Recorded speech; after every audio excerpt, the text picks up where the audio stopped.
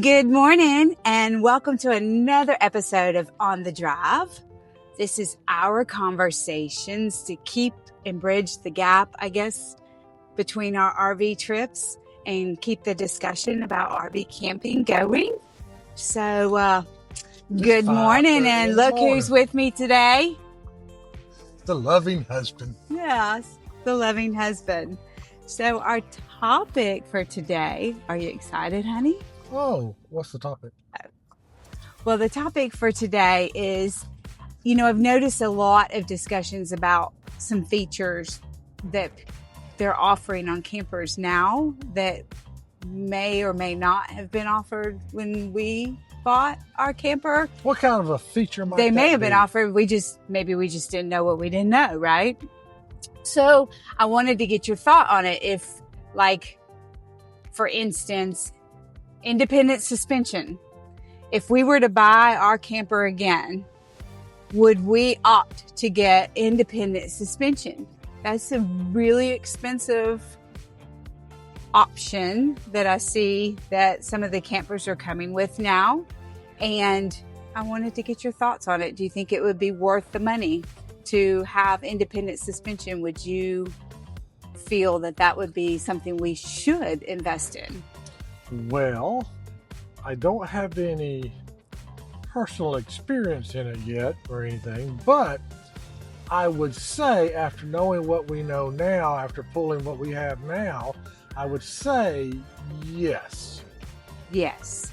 We would buy it? Yeah, you would try, if you could, get independent suspension. It makes sense. We've been very, very lucky with our rig, not having any problems, but we haven't had a camera in there to see what's being shaken up or anything either. Ooh, we should do that. We should try that. Yeah. So I don't know if we'd want to know though, do we? Maybe, but I can imagine that from everybody that I've seen on the YouTube, it's always, I haven't heard anything negative about independent suspension. Okay, it's so what does that mean? Does that mean that there's no axles underneath the rig? Correct. So I don't know if there's different kinds of independent. I don't know. What does that mean? Because surely you still have to have an axle, right? Independent. Okay. Suspension. Okay. So each wheel has its own little thing.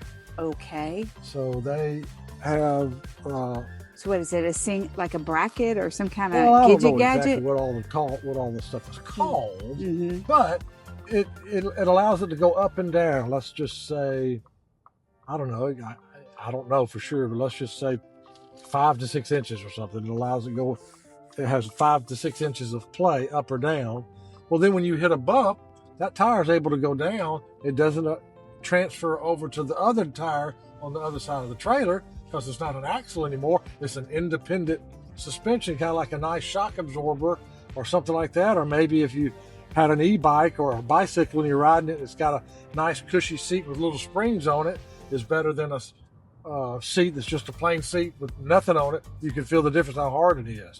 So it'll give and it'll play and it'll go up and down. I think of like a Caterpillar, like the wheels can do this. Yeah, exactly. Okay. So one wheel can be up, the other wheel can be down.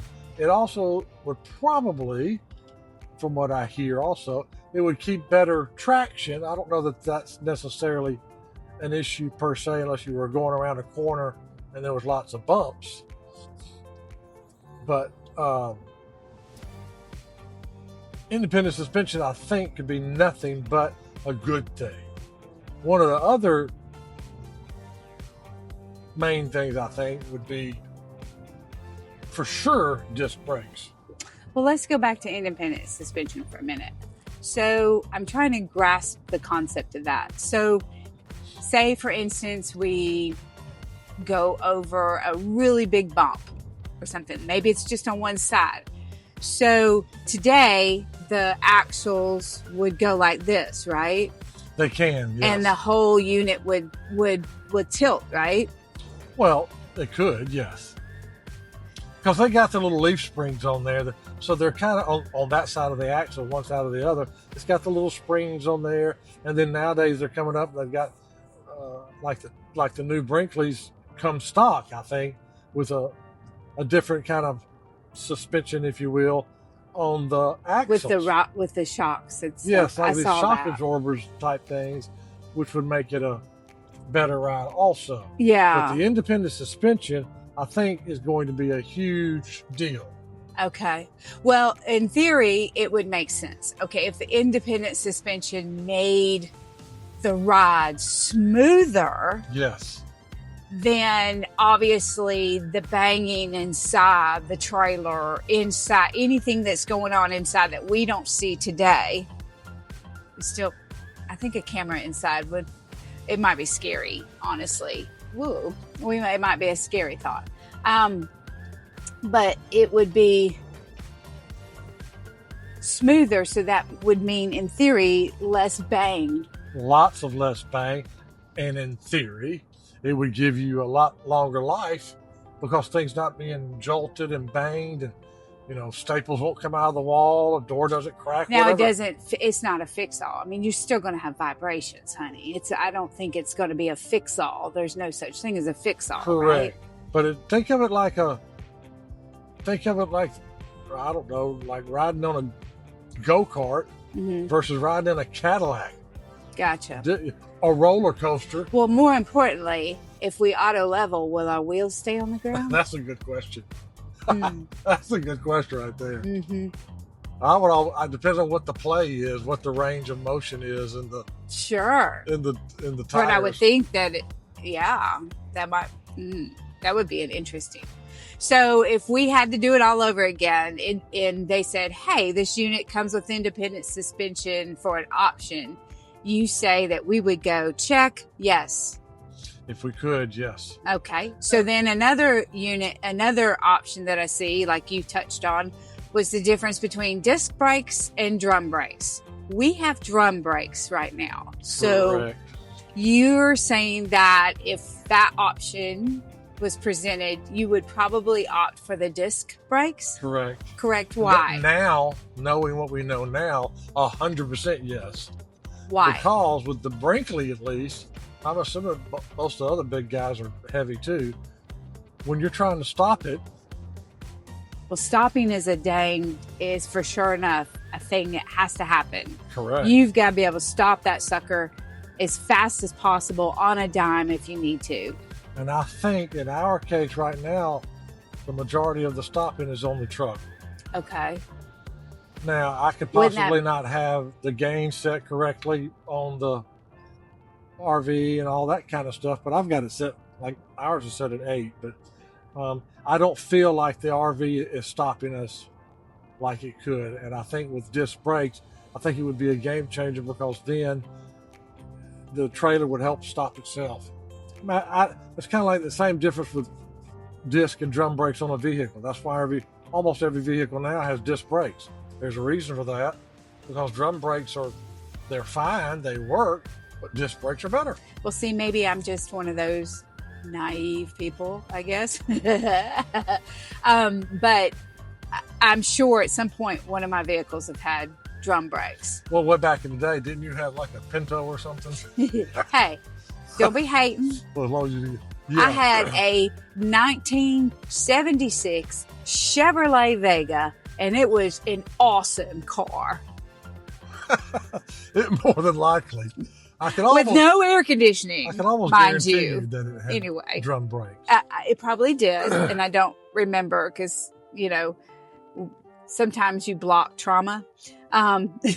So anyway, I don't remember a significant, hey, this is way different. But to be fair, a 1976 Chevrolet Vega to whatever car I went to next probably isn't a big weight thing. You know what I mean? It's just a car, right?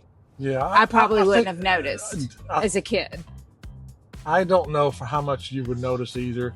I know they're going to do it in stopping distance or whatever. Let's just pretend a drum brakes will stop you in 100 feet and disc brakes will stop you in 75. Gotcha. So I don't know, but I know. So in theory, the disc brakes are better. Yes. Okay. No, I don't think in theory. That's fact. Okay. There you go. Come on now. Okay. I like it so that you can see, and you can actually see what's going on. You can see if there's grooves in the what is it called? The rotor. And I, for me, selfishly, I can change disc brakes and work on disc brakes. I don't know how to do drum brakes. Okay. I got the tool to do it, but I wonder why they just don't make those just flat out standard if they're that much better. Because it's more expensive. Okay. To do it. Okay, so moving on. Another thing is dual pane windows. Now, if they're like our house windows, which get trapped in there and wear out, as far as you're talking about the gaskets whatever, between the glass, yeah. And then you can get more. I don't think it's that way. I think it's a dual pane. Like, I don't know if it has gas. I don't know how they do it on a rig. Honestly, I'd have to look into that. Well, in our experience with our rig, but in theory, you're not supposed to time, sweat. The windows aren't supposed to sweat and all of that mess. I think this particular time with our rig, I see absolutely no need for dual pane windows. What's the purpose of dual pane windows? I'm assuming for insulation purposes. Sure. I'm assuming that's what it's good for. Sure. In our case, we've been in 100-degree weather, and our air conditioners, we keep it at 65 to 60 degrees. True. And it has no problem. True. Now, yeah, there's condensation in there in the morning. Not usually on the summer. It's the winter. Okay. I knew there was condensation at some point. Yeah. And there's different things for that because Brinkley has those thermal shades. Yes. So they say if you leave them cracked, which then you would kind of be correct exposed, but your privacy. But if you leave them cracked, some people leave them cracked and have a fan blowing, and it helps with that. But I think it's because you're trapping that air in between the glass and those thermal shades that you have a little bit of conduit. Sometimes. I'm thinking the dual panes is just a nicety, in my opinion, more than likely. Yeah, that's what I'm thinking. Well, then we've covered at least 3 of the. So really, 2 out of 3. 2 out of 3. We'd probably go for it. I think the most important is disc brakes. That's the most important. Sure. Super most important. Sure. And then a luxury would be independent suspension. Sure. And I can't help but think that the independent suspension will prolong the life of your RV because it would take away a tremendous amount of vibration in the RV going down the road. Haven't experienced it yet, but from what I've seen and heard, it should. So basically, you're telling me that we would have spent more money on our rig. Yeah.